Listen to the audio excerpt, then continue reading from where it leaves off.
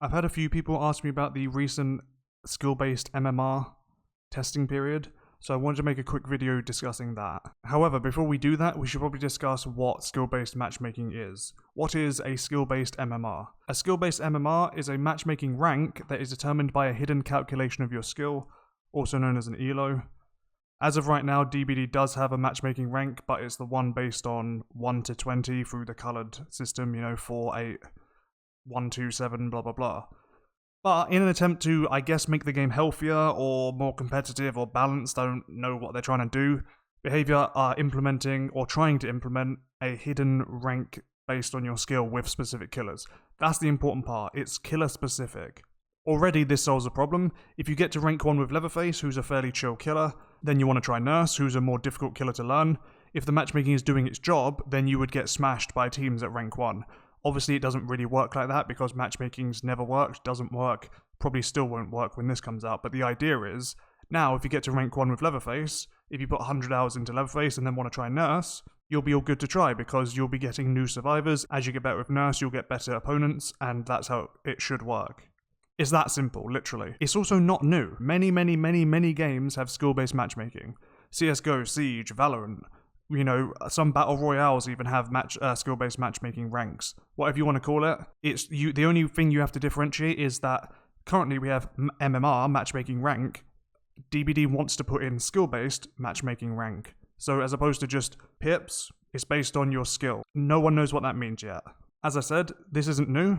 CSGO and Siege are prime examples. Siege, you can see your ELO, CSGO you cannot. CSGO isn't bad or evil or scary for not showing you your ELO, and Siege isn't any better. It's just, that's how it works. Some games show you and some games do not. I guess behavior is not going to be showing us. With every game, there's a lot that goes into this. It's not just about winning or losing. If you lose but you've done very well, it will take that into account. If you win but you've done very bad and you've got a lot of deaths, then that will take that into account. In regards to other games, with DBD, obviously it's very different, and that's where the issue lies. DBD is not just a 1v4, it's also an unbalanced 1 versus 4, and I think we can all agree. This is in part due to the devs wanting it to be a casual party game on Monday, and then an esports ready tournament-based game on Thursday. They can't make their mind up, but here we go, we've got to deal with skill-based matchmaking regardless. Even further on that point, this is the important part. There's not really a constant in Dead by Daylight. By constant, I mean something like aiming in an FPS game. Bear with me. If you can aim, no matter what game you're playing, you're usually going to be fine. Doesn't matter if you're solo, pre-made, or on a map you don't like. In Siege, for example, I'm pretty sure any gun, 1 shot to the head, you die. So it doesn't matter what operator, map, or setup, if you're using your favourite gun or whatever. If you can aim, you shoot someone in the head, and you can hold your own in matchmaking, right? Compare that to DBD, you're probably going to say the constant is looping, right? I would say looping, because the survivors kind of lead the charge on that. The killer has to outplay, counterplay, whatever. Let's just say the constant is looping. Except, in this situation, in DBD, the pig can crouch and she goes rah, but the nurse can teleport through time and space. And then, both of these killers, if they play well enough, will have to face the same types of survivors. Does that make sense? No, it doesn't, but you get my analogy, right? There's different constants, and there's different ways that the game is formatted. DBD is a 1v4, most shooters are a 5v5. It's a little bit difficult to jam skill-based MMR into this game, and I think that's what most people are worried about. What do I feel needs to be addressed about this? The one issue I have is that as a pig main, I can win 143 games in a row, and the MMR system goes, Jesus Christ, put this guy against survivors who never lose. These are the survivors that even a god nurse is going to struggle with, so as a pig main, what am I supposed to do with that? This is obviously where the skill gap between a killer like a nurse and pig come into play. I don't really know how to fix this, but this is one idea I had. Behavior could categorize the killers. I'm not going to give you a tier list, but you can very easily agree with me that the pig and nurse wouldn't go in the same tier, right? The idea is that when the MMR deals with a killer like pig versus a killer like nurse, they're given different requirements and different statistics and details to deal with, or whatever, different information, different ways to set them apart when choosing what survivors they play against. All of this gets very difficult because DBD doesn't have as many people as CSGO playing it, right? There's lots of issues just like that. Depends what time, depends what time zone, depends what this, what country, what's your ping, if you're queuing in a 4-man, blah blah blah. An example of why categories could be good is that as a pig main, I can win 100 games in a row and then have to face survivors that only a nurse could deal with, like a god squad or a comp team in quotation marks that only a nurse can deal with because a pig can't place enough pressure, a pig can't juggle too many survivors, so on and so forth. I just don't really get a situation where you can put skill-based MMR into a game where you've got pig and wraith and clown versus huntress and nurse and spirit. You can't really put them into the same pool because nurse can deal with survivors much differently to the other killers. So hopefully there should be some kind of categories in place, but I don't really know. I'm just spitballing here. This is mostly off the cuff. So we'll move on to my experiences. I played 18 games in the new MMR test, and my god, they were sweaty. Literally almost all of them much more stressful than usual. Now I'll tell you the results and you'll think I'm a liar, but I got a 3k or 4k in all 18 games except one, so not 18, 17, where I got a 0k in what I would describe to be an unwinnable game. Now bear in mind as a reference point, I guess 18 isn't that many, but this is across 2 nights, so 9 games each. Generally, I don't actually depip that often. I depip maybe once a night at most, honestly.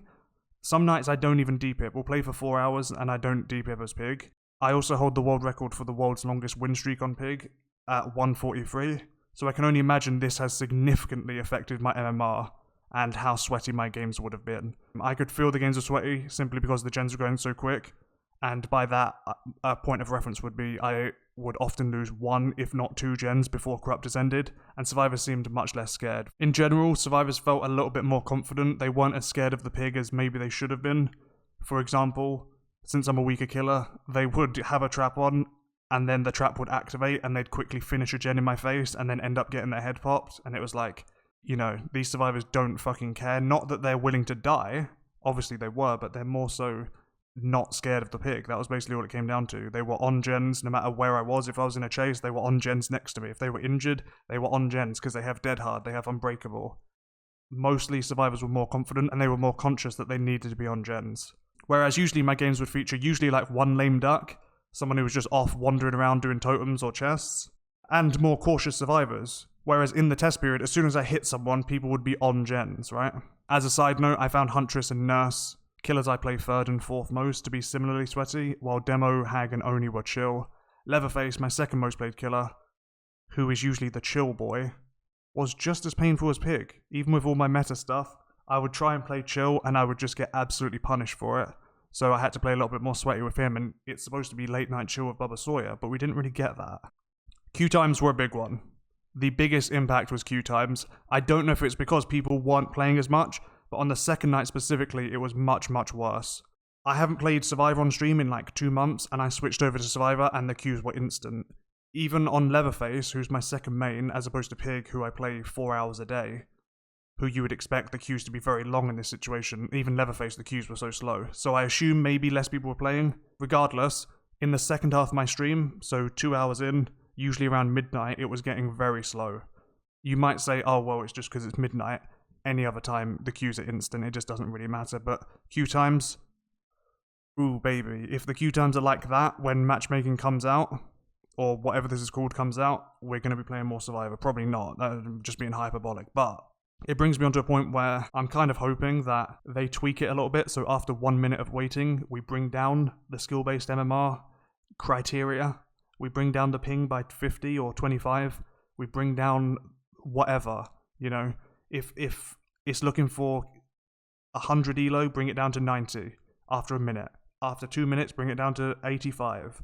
Because the queue times were becoming unbearable. I even switched to Survivor, as I said. We're going to end on a really big flex here, and it's something that both of these matchmaking tests, there was another one like a year ago, I don't really remember how long ago, they've made me realize something. As I said, I won 143 games in a row. If you could do that on any other killer, it would still be quite impressive. I did it on the goddamn pig. I play the pig for 3 hours a day, usually on stream, twitch.tv/CMWinter. Every day I stream the pig, just because it's fun, just because I like playing the pig. I'm pretty sure I have the highest win rate, or the highest skill-based matchmaking rank in the world on pig. I think without a doubt, looking in any direction, I have the highest, and I would love for behavior to help me confirm that. I seriously doubt it's going to happen. If your dad happens to be Matthew Coate, can you tell him to hit me up and slide in my DMs? But I guarantee I have the highest win rate on Pig in the world, and obviously that would affect my skill-based matchmaking rank. Though there are 2 notes on this. Firstly, the only way to confirm this would be by talking to behavior, or by just assuming, as I said, by my win rate and whatever. I depip like once a night, maybe, whatever. That seems unlikely. I don't think behavior are ever going to talk to me, but there we go. They have given out streamer data in the past, as far as I'm aware. Another point on this is that I'm quite a sweaty boy when it comes to Pig, so I don't think it's that big of a statement to make. I go in using sweaty perks, I'll try and use opportunities as best I can. I'm unapologetic about breaking Sire rules, you know, punishing for unhooking in my face or thinking that you're hiding around the hook, blah blah blah. The point is, I don't think it's that big of a statement to make if you are aware of how often and how much and how I play Pig. On top of that, as a little side note, I think it's very, very obvious that there's only one competitor for such a title, and they are way, way out of the question in regards to wins.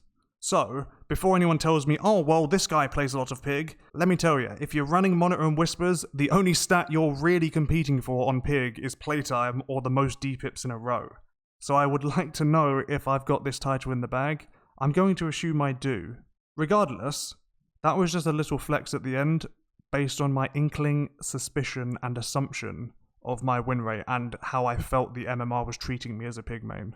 I would like to know how it treated you, particularly in regards to queue times. That's something I was very interested in. How many hours do you have on your killer? How often do you win?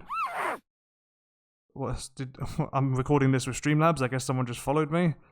As well as what you might think of skill-based MMR in the game itself. For example, as I said, in regards to different killers and how it could be dealt with comparing Nurse to Wraith or whatever. But this was hopefully a shorter video just recapping my experience with skill-based MMR, the little test they did. As I said, I won 17 out of 18 of my games. Let's have a look here. What have we got? We have 5 DCs. Survivors killed 64 out of 72. 4 people got hatch. 1 of them was legit. 1 of them was someone DCing so their friend could get the hatch, and 2 I gave away. 17 free Ks. 17 free Ks or 4 Ks and 1 0K out of 18 games. Not too bad.